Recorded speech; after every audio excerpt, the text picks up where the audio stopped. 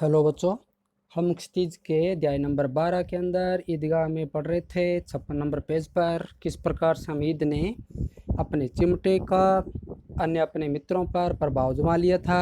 उनके खिलौनों को बिल्कुल एक तरह से उनकी जो अहमियत थी उसको फीकी कर दिया था। और यहाँ पर किस तरह से हमीद अपने चिमटे का बार बार बखान करते हुए उनको अपनी ओर आकर्षित करने पर मजबूर कर दिया।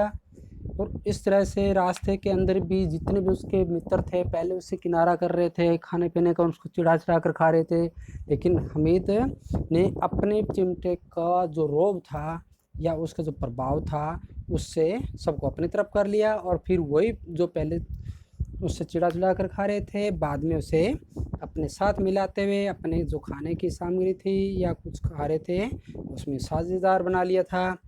तो इस तरह से ये सब उस चिमटे का ही प्रसाद था, यानी कि प्रभाव था, गुण था। अब आगे हम पार्ट नंबर 3 के अंदर, यानी इस तरह से रास्ते में जाते जाते गांव में पहुंच जाते हैं। तो पेज नंबर 56 से हम स्टार्ट करेंगे अब बच्चों।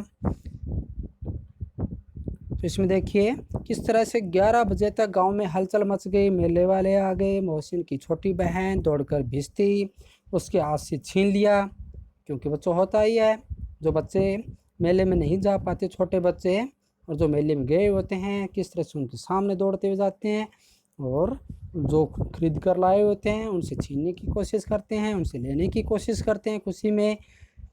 तो इस तरह से उसने हाथ से छीन लिया और मारे खुशी के जो उछली तो मियाँ बिस्ती नीचे आ रहे और सुरलोक पधार गए। सुरलोक बच्चों यानी कि वो मिट्टी का बना हुआ खिलौना था और भूमि पर गिरते ही टुकड़े टुकड़े हो गया, यानी वो भी खत्म हो गया, यानी उसकी भी एक तरह से मृत्यु हो गई। सुरलोक जा पहुंचा वो।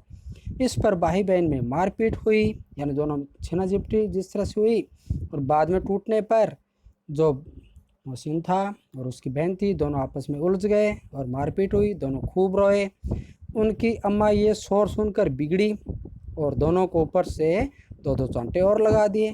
तो बच्चों आप में भी कभी ऐसा हुआ होगा, आपके भाई बहनों के अंदर भी इस तरह से घर के अंदर इस प्रकार के छोटे छोटे झगड़े होते ही हैं, स्वाभाविक होता ही ऐसा। और फिर उस पर आपकी जो अम्मी होती है, आपकी मम्मी होती है, किस तरह से वो भी आपसे परेशान होकर दो चांटे और ऊपर से लगा देती है। तो बच्चों एक तरह से ये घर के अंदर इस प्रकार का माहौल नॉर्मल रूप में साधारणतः होता ही है। तो इस तरह से उनके साथ भी हुआ, मोहसिन के साथ। और मियाँ नूरे था उसका वकील, अंत उनके प्रतिष्ठानुकूल इससे ज़्यादा गौरव में हुआ। वकील ज़मीन पर या ताक पर तो नहीं बैठ सकता, उसकी मर्यादा का विचार कर रखना ही होगा। तो दीवार में 2 खूंटियाँ गाड़ी गई, उन पर लकड़ी का एक पटरा रखा गया। पटरा मतलब ऐसा बच्चों जो एक तरह से कह सकते हैं हम लकड़ी का फट्टा हो सकता है या फट्टी के रूप में रखते हुए उसको ऊपर आसन के रूप में यानी पलंग के रूप में लगाया गया। पटरे पर कागज का कालीन बिछाया गया। वकील साहब राजा भोज की भांति सिंहासन पर विराजे। नूरे ने उन्हें पंखा जलना शुरू किया, यानी पंखा लेकर हवा डालना शुरू कर दिया, हवा देना शुरू कर दिया।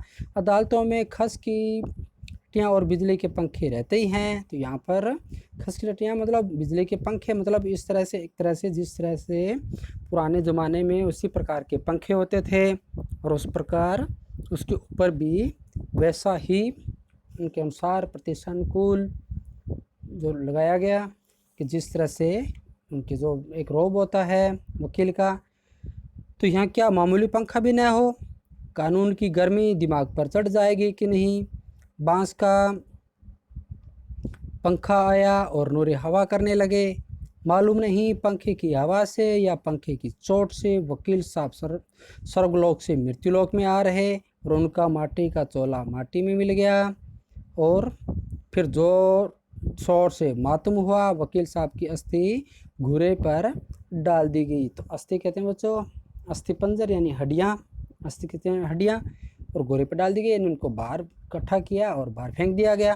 तो इस तरह से यानी बच्चों खिलौने होते ही ऐसे ही हैं, थोड़े समय के लिए होते हैं। तो यहाँ इस तरह से उसके साथ भी ऐसे ही हुआ। वो जैसे ही पंखा डालने लगा उसको पता नहीं चोट लगी होगी या गिर गया और लुढ़क गया होगा और नीचे आकर गिरा, और वही फिर मातम शुरू हुआ। टूटने पर बच्चे खिलौने के लिए रोते हैं। इस तरह से हुआ।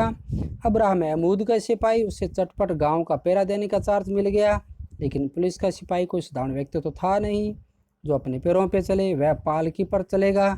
एक टोकरी आई, उसमें कुछ लाल रंग के फटे पुराने चिथड़े बिछाए गए। चिथड़े कहते हैं बच्चों छोटे जो पुराने कपड़े होते हैं उनके जो काट छांट कर बनाए गए यानी चीर फाड़ कर बनाए गए जो कतरनी होती है उनको कहते हैं, बिछाए गए, जिसमें सिपाही साहब आराम से लेटे। नूरे ने यह टोकरी उठाई और अपने द्वार का चक्कर लगाने लगे।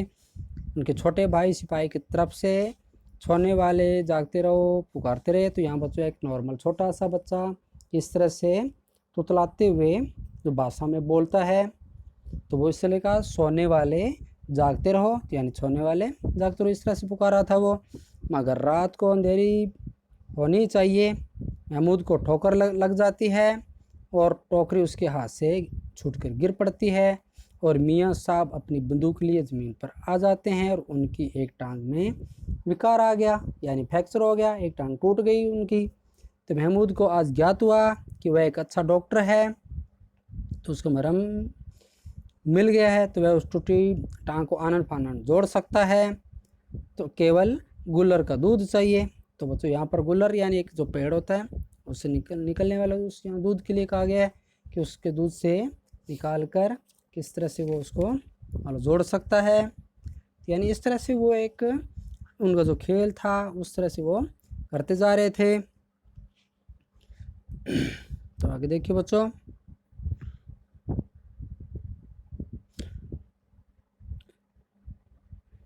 टांगे जोड़ दी जाती है, लेकिन सिपाही का ज्यों ही खड़ा किया जाता है टांग जवाब दे जाती है। से लेकर ये असफल हुई, तब उसकी दूसरी टांग भी तोड़ दी जाती है।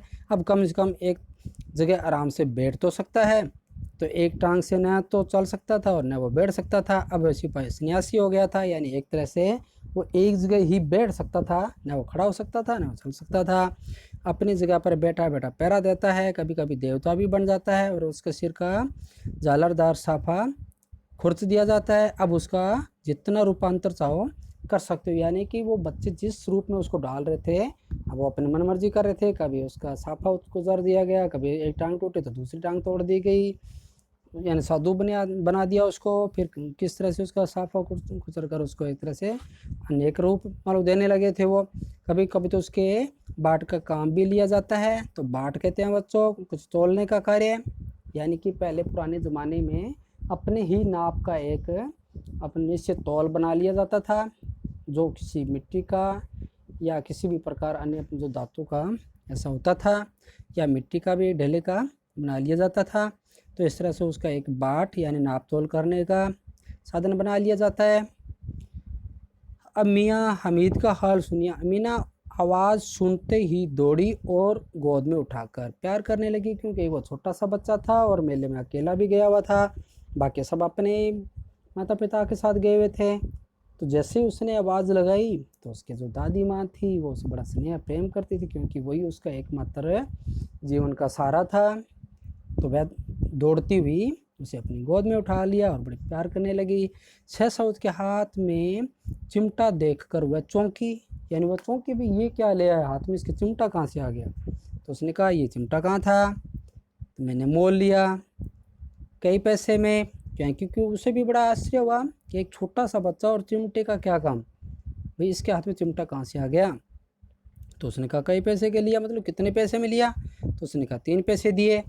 अमीना ने छाती पीट ली, यानी मातम मनाना शुरू कर दिया। एक तरह से उसको बड़ा दुख हुआ, यानी दुख प्रकट किया। छाती पीटने का मतलब होता है बच्चों दुख प्रकट करना। तो यहाँ पर वो दुख प्रकट करते हुए छाती पीटने लगी। ये कैसा बेसमझ लड़का है कि दोपहर हो गई है, कुछ खाया न पिया, क्या लाया चिमटा। यानी उसको बड़ी मुश्किल से उसने 3 जो पैसे थे वो बना के दिए थे और उसी से उसने चिमटा खरीद लिया। कि कितना बेसमझ, यानी कुछ भी समझ नहीं है इस बच्चे को कि बच्चा था कुछ खाता कुछ पीता कुछ अपने लिए लाता और लाया तो ये चिमटा। सारे मेले में तुझे और कोई चीज़ नहीं मिली जो ये लोहे का चिमटा उठा लाया। यानी कि अब तक वो अमीना अपने बारे में या उसका ध्यान वहाँ तक नहीं गया, जब उसके हाथ जलते हैं खाना बनाती है, ये जो उसका पोता है ये उसके बारे में सोच के लाया यानी उसका ध्यान उस अभी तक नहीं गया। उसने सोचा ये इसने अपना खिलौना मिला तो एक चिमटा, यानी कि खिलौने के रूप में जैसे कोई चिमटा उठा लाया। इस तरह से उसकी जो अमीदा थी या उसकी जो दादी थी अमीना थी, उसने ऐसा सोचा। तो इस तरह से हमीद को इस तरह से वह कोस रही थी, और जो हमीद था वो बड़ा अपराधी भाव से खड़ा था चुपचाप। उसने सोचा मैं क्या सोच के दादी माँ के लिए चिमटा लाया था, और आज दादी माँ है ये पता नहीं क्या सोच रही है। तो उसने कहा, हमीद ने अपराधी भाव से कहा, तुम्हारी उंगलियां तवे से जल जाती थी इसलिए मैंने उसे लिया। यानी वो फिर डरते डरते एक तरह से अपराधी था, चुपचाप खड़ा था, दादी माँ को सुनता जा रहा था। और इस तरह से जब उसने ये बात कही तो बुढ़िया का क्रोध तुरंत स्नेह में बदल गया। यानी जब उसे ये पता चला कि ये अपने खिलौने के रूप में नहीं बल्कि तुम्हारे से इस तरह से स्नेह में, मान लो ये तुम्हारे से इतने प्रेम भाव के कारण कि तुम्हारे उंगलियां न जले इसके लिए ये लेके आए, तो उसका जो क्रोध था वो तुरंत स्नेह में बदल गया। और स्नेह भी वह नहीं जो प्रगल्भ होता, यानी कि व्यर्थ में ही, प्रगल्भ कहते हैं बच्चों इधर उधर की, या कह सकते हैं वाकपटुता करते हुए, यानी कि दिखावा करने का रूप कह सकते हैं। यानी ऐसा दिखावा करने की भी यानी, या एक तरह से बोलने का जो तरीका था उस रूप में नहीं, बल्कि एक तरह से एकदम कह सकते हैं आंतरिक भाव प्रकट होते हुए और अपनी सारी कसक शब्दों में बिखेर देता है। यानी कि वो इस तरह से एक वाकपटुता जो बोल रही थी वो सारी उसके अंदर से किस तरह से उस बच्चे के प्रति वो स्नेह भाव उसका जाग उठा। यह मूक स्नेह था, यानी जो प्रकट नहीं हो रहा था, बिल्कुल शांत, ठोस, रस और स्वाद से भरा हुआ है। यानी कि वो जो अमीना थी उसको कुछ भी बोल नहीं फूटे, उसने कोई कुछ प्रकट नहीं किया उसके बाद न उसके लिए कुछ बोला, और अपने बच्चे को केवल देखते हुए उसका इस तरह से भाव, उसके प्रति उसका लगाव, एक छोटे से बच्चे के अंदर इतना सब कुछ त्याग भाव सब देखा, तो उसके मन एक तरह से पूरा का पूरा जैसे भर गया हो।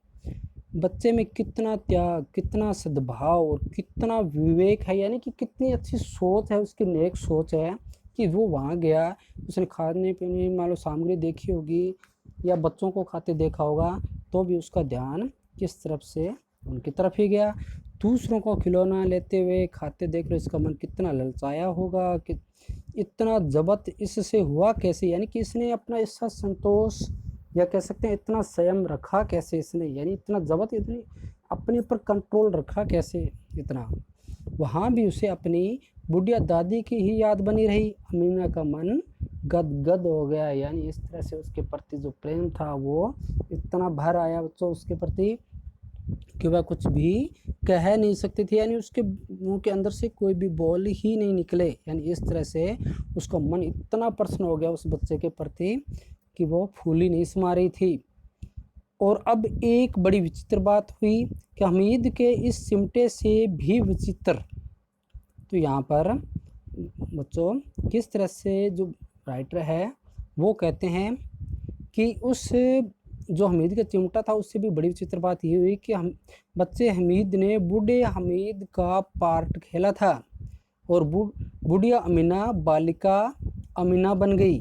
वह रोने लगी, दामन फैलाकर हमीद को दुआएं देती जाती थी और आंसुओं की बड़ी बड़ी बूंदें गिराती जाती थी। और हमीद इसका रहस्य क्या समझता, यानी हमीद उसको नहीं समझ पा रहा था कि यहाँ अमीना मान लो ऐसा क्यों कर रही है। यानी कि जो पार्ट एक बच्चा अपनी माँ की गोद में इस तरह करता है, वही पार्ट अमीना उस हमीद के साथ अपने उसको गले लगाते हुए जैसे करती जा रही थी।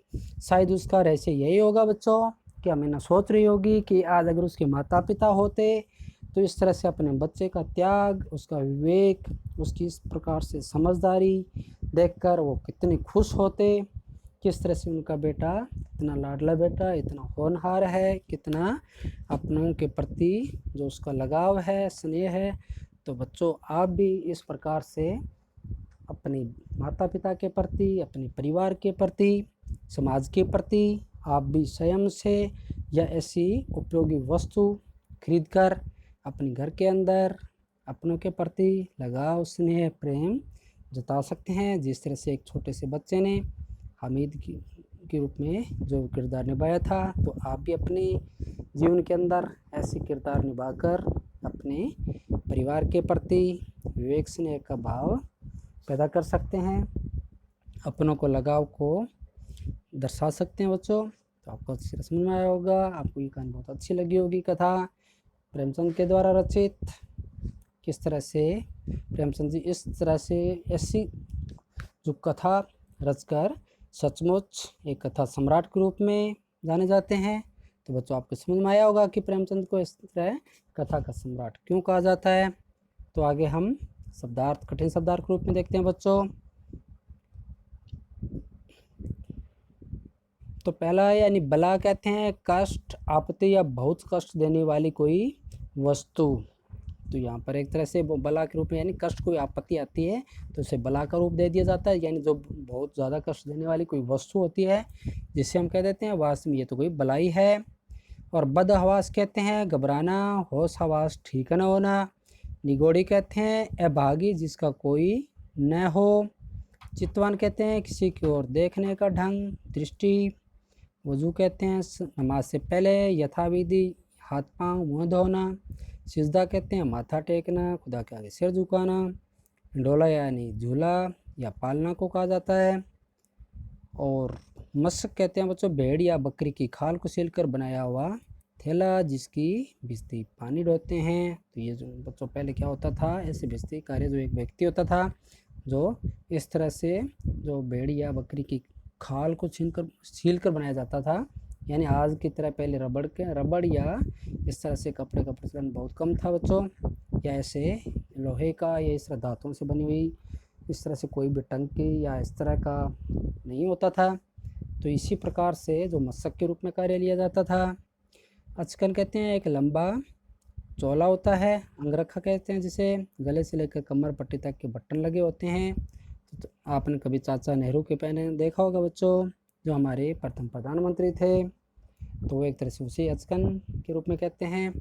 और नेमत कहते हैं वरदान या कहते हैं वर। जबत कहते हैं सहन करना। दामन कहते हैं पल्लू या आंचल। तो बच्चों आपको शब्द अर्थ अच्छी तरह समझ में आ गए होंगे। आगे हम चलते हैं वस्तुनिष्ठ प्रश्नों के अंदर, अभ्यास प्रश्नों में, जिसमें देखिए बच्चों आप पहला प्रश्न प्रेमचंद के पहली कहानी संग्रह का नाम है। तो बच्चों क्या था, हमने पढ़ा था सोजे वतन। क्या नाम था उसका, सोजे वतन। तो आपको समझ में आया होगा बच्चों।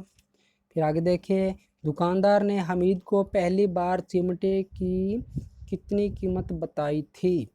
तो ये भी आपने पढ़ा होगा बच्चों। सबसे पहले जैसे उसने उसका मोल भाव किया था तो कितने पैसे बताए थे, यानी वो चिमटा कितने में खरीदा था उसने 3 पैसे में, यानी उससे दुगने मांगे थे उसने 6 पैसे। फिर वो 5 पे आकर अड़ा था, फिर उसने कहा 3 लेने तो बताओ, नहीं तो चलो, फिर उसने उसको 3 पैसे में दे दिया था। और अति लघुतरात्मक प्रश्न की बात की जाए बच्चों, तो इसमें देखिए अति लघुतरात्मक प्रश्न के अंदर यानी कि बिल्कुल एक शब्दों के अंदर या एक पंक्ति के अंदर उत्तर होता है। हमीद की दादी का क्या नाम था, तो सीधा सिंपल क्वेश्चन, हमीद की दादी का नाम अमीना था। हमीद ने चिमटा कितने पैसे का खरीदा, तो बच्चों 3 पैसे का, यानी हमीद ने चिमटा 3 पैसे का खरीदा। फिर चलिए लघुतरात्मक प्रश्न के अंदर, जो बच्चों लघुतरात्मक प्रश्न के रूप में होते हैं, ये 3 से 5 लाइनों के बीच में होता है, यानी जो मुख्य या कह सकते हैं 30 से 50 शब्दों के अंदर भी लिख सकते हैं इसको, जो मुख्य मुख्य बातें लिखते हुए उसको दर्शाना होता है। तो लघुतरात्मक प्रश्न की बात की जाए तो थर्ड क्वेश्चन, महमूद ने कौन सा खिलौना खरीदा, तो हम लिखेंगे महमूद ने सिपाही खरीदा, उसकी खाकी वर्दी के रूप में, यानी उसका पूरा वर्णन करना बच्चों कि किस प्रकार का वह था और उसने किस को खरीदा था। तो महमूद ने कौन सा खिलौना खरीदा, इसलिए हम कह देंगे उसने सिपाही खरीदा था, उसके कंधे पर बंदूक थी और वजह से कवायद करता आ रहा था, लाल रंग की टोप उसकी जो पगड़ी थी और बिल्कुल जो उसकी खाकी रंग की वर्दी थी उसको पहने हुए। तो यानी इस तरह से आप 2 या 3 लाइनों के अंदर उसका वर्णन कर सकते हैं। ईद किस महीने में आती है? तो ईद रमज़ान के महीने में आती है, जिसमें 30 रोज़े रखे जाते हैं और 30 रोज़े के बाद फिर ईद का त्यौहार मनाया जाता है। और पांचवा क्वेश्चन, ईदगाह किस लेखक की रचना है? तो ईदगाह जो हमारे हिंदी के प्रसिद्ध कहानीकार मुंशी प्रेमचंद की रचना है। उनकी एक प्रसिद्ध कहानी के रूप में रही थी, यानी आज भी उसे पूरे विश्व भर में बड़े चाव के साथ पढ़ी जाती है। और 6 नंबर, हामिद के चरित्र की कोई 3 विशेषताएं बताइए। तो यहाँ पर चरित्र के रूप में बताना है कि हामिद किस प्रकार का लड़का था। तो यहाँ पर हामिद की 3 प्रकार की विशेषता नजर आती है। एक तो ये कि आशावान हामिद हमेशा मालो भावनाओं से भरा रहता है और सभी कठिनाइयों से लड़ने के उसके अंदर बल है। और एक हामिद हमेशा बातों की गहराई से समझता है, हर बात को गहराई से समझता है, यानी हामिद एक बड़ा संवेदनशील बच्चा है।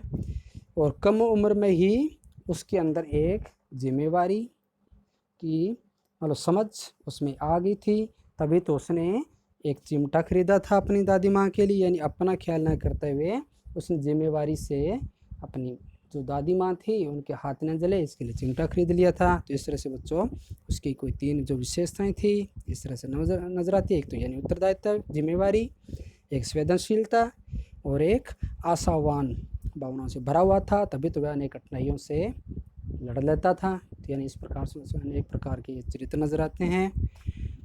और क्वेश्चन नंबर 7 को देखिए, हामिद ने चिमटे की उपयोगिता को सिद्ध करते हुए क्या क्या तर्क दिए? तो उसने अनेक तर्क दिए थे बच्चों। तो यहाँ पर आपको ये क्वेश्चन आपको लर्निंग होगा, तो यहाँ आपको इस क्वेश्चन को नहीं करना, लर्न तो सभी करने हैं बच्चों। यहाँ आपको पता ही होगा, उसने कहा कि क्या काम आएगा, शेर आएगा भाग जाएगा, ये होगा वो होगा, ये इससे नहीं कर पाएगा। अलग अलग प्रकार से हामिद ने अनेक चिमटे की उपयोगिता साबित करते हुए उन्हें तर्क दिए थे।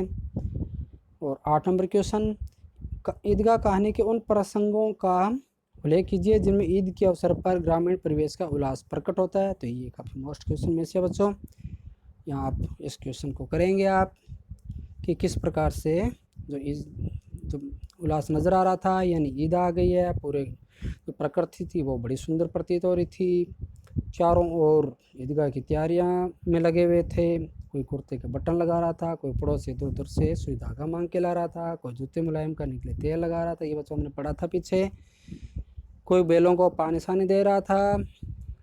इस तरह से सभी बच्चे बूढ़े बुजुर्ग सभी मेले जाने की जल्दी में थे, सवैयाँ पकाने के लिए सभी दूध शक्कर का भी प्रबंध कर रहे थे। तो इस तरह से हम जो ग्रामीण परिवेश का जो उल्लास था उसको हम इस रूप में प्रकट कर सकते हैं। फिर क्वेश्चन नंबर 9 को देखिए, यानी 8 नंबर क्वेश्चन आपको करना बच्चों, हामिद के अतिरिक्त इस खाने के किस पात्र ने आपको सर्वाधिक प्रभावित किया और क्यों? यानी हामिद तो इस पूरे कहानी के पात्र बच्चों थे ही थे, तो इसके अलावा और ऐसा कौन था जो इस तरह से मान लो एक तरह से योजना प्रकट हुई है इसके अंदर? तो बच्चों वो थी अमीना की दादी। तो अमीना के लिए कहेंगे क्योंकि एक वो बूढ़ी औरत होते हुए भी वो हामिद के उसको अपने माता पिता उसके थे नहीं, और उसके माता पिता नहीं होते हुए भी वह उसके प्रति कितनी सजग थी कि वह उसके लिए 3 पैसों का भी इंतज़ाम किया, उन खाने के और घर के अंदर खाने तक का सामान था, लेकिन फिर भी उसने हामिद की इस तरह पाल पोस रही थी, उसके प्रति उसका स्नेह भाव था और उसके त्यौहार मनाने की भी चिंता थी, तभी तो उसने उसे 3 पैसे देते हुए मेले के अंदर भेजा था। वो दूसरे के घरों में काम कर के किस तरह से वो एक गृहस्थी चला रही थी, है ना बच्चों। तो यानी इस तरह से हमें हामिद के बाद उसकी जो दादी माँ अमीना का किरदार शब्द प्रभावित किया हमें। तो आपको भी क्या होगा बच्चों? तो आप 9 नंबर क्वेश्चन है, इसको आप नोटबुक के अंदर लिखेंगे बच्चों। अब हम चलते हैं निबंधात्मक क्वेश्चन के अंदर। बच्चों में लालच एवं एक दूसरे से आगे निकल जाने की होड़ के साथ साथ निश्चलता भी मौजूद होती है, तो कहानी के से कोई 2 प्रश्न सुनकर मत की पुष्टि कीजिए। तो ये क्वेश्चन आप बच्चों इसको लर्न कर लेंगे अच्छी तरह से, यानी इसको लिखने की आपको ज़रूरत नहीं है। आपको पता ही होगा कि किस प्रकार से जब वो मिठाई खरीदते हैं, हामिद के पास 3 खिलौने होते हैं, वो नहीं खरीदना चाहता क्योंकि वो सोचता अगर मैंने यहाँ से कोई खिलौना खरीद लिया तो मैं फिर खाऊंगा क्या या घर पे सामान क्या लेके जाऊंगा। उसके बच्चों उसके पहले ही से ही उसके मन में ऐसा सोच रखा था कि मैं कुछ ऐसी चीज़ें खरीदूंगा जो किसी भी प्रकार का मालूम गलत इफेक्ट ना हो। लेकिन वो खिलौनों को तो वो ये मानता था कि क्षण भर में टूट जाएंगे, बिखर जाएंगे, क्या काम आएंगे जीवन में, कोई काम नहीं आएंगे। और खाने के बारे में सोचता तो उसके मन में तुरंत फिर वो उस पर विवेक काम करता, उसका विचार आ जाता कि खिलौने खाने, ये सॉरी बच्चों, मिठाई खाने से किस तरह दांत खराब हो जाते हैं, अंदर का जो पाचन शक्ति है वो खराब हो जाती है, इसलिए ये जो मिठाई है ये काम का नहीं होता, मिठाई नहीं खानी चाहिए, ये एक बुरी चीज़ें हैं। तो फिर उसका तर्क मान लो इस तरह से सोचता विचारता वो, उसकी नज़र चिमटे पे जा गिरती है और उसके चिमटे को देखते ही तुरंत उसके मन में अपनी दादी माँ अमीना के लिए ख्याल आ जाता है कि किस तरह उसके हाथ चलते हैं, तो क्यों ना मैं उसके लिए इस तरह ले जाऊँ। तो बच्चों आप इस तरह से इस मत की पुष्टि प्रसंग के रूप में, कोई दो प्रसंग के रूप में कर सकते हैं। तो यानी इस तरह से चिमटा किस प्रकार से उसको रस्ते में हिंद बताता है और जो खाने खिलौने और मिठाई थी उसके प्रति उसका तर्क तो प्रसंग बनाया था उसने, वो आप दर्शा सकते हैं बच्चों। और चिमटे के बारे में आप प्रसंग जो बनता है उसको भी दर्शा सकते हैं, किस तरह से उसने अपने उसको रस्ते में हिंद माना था, शेर भाग जाएगा, उसका जो सिपाही है वो भाग जाएगा, किस तरह वकील भाग जाएगा। यानी इस तरह से आपने सब पढ़ के आए हैं तो आपको इस तरह लर्न होगा, अध्याय के अंदर अच्छी तरह से दोहरान करेंगे बच्चों। फिर चलते हैं 11 नंबर क्वेश्चन के अंदर, मुंशी प्रेमचंद का जीवन परिचय लिखिए। तो ये बच्चों हम शीर्षक जो लेखक परिचय के रूप में हमने लिया था उसमें आप कर ही चुके हैं, तो ये क्वेश्चन भी आपको नहीं करना। तो स्पष्ट है 10वां 11वां क्वेश्चन आप अपने नोटबुक के अंदर नहीं करेंगे बल्कि उनको अच्छी तरह से आप लर्न करेंगे। ये क्वेश्चन कभी भी आपको पूछे जाएंगे बच्चों एग्जाम के रूप में, तो आप उनको अच्छी तरह से दोहरान करेंगे, लर्न करेंगे। क्वेश्चन नंबर 12 में चलिए, निम्नलिखित पंक्तियों की सप्रसंग व्याख्या कीजिए। तो ये बच्चों आपके आप जो सप्रसंग व्याख्या है यानी कि आप जो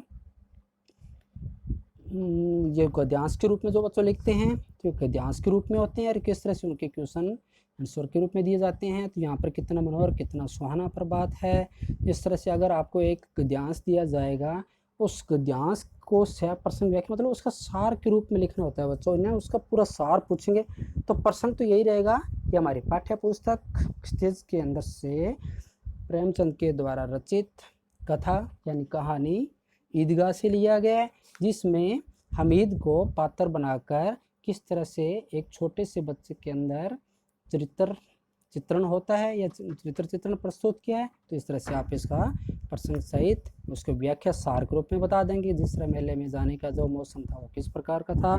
तो इस तरह से ये दो आपके जो प्रसंग व्याख्या बनते हैं बच्चों, इनको आप अच्छी तरह से देखेंगे प्रसंग बनाते हो। जिस तरह काव्य खंड के अंदर हम तो काव्य की 100% व्याख्या करते हैं, बिल्कुल वैसा का वैसा भी इसके अंदर से लेकर 100% व्याख्या की जाती है बच्चों।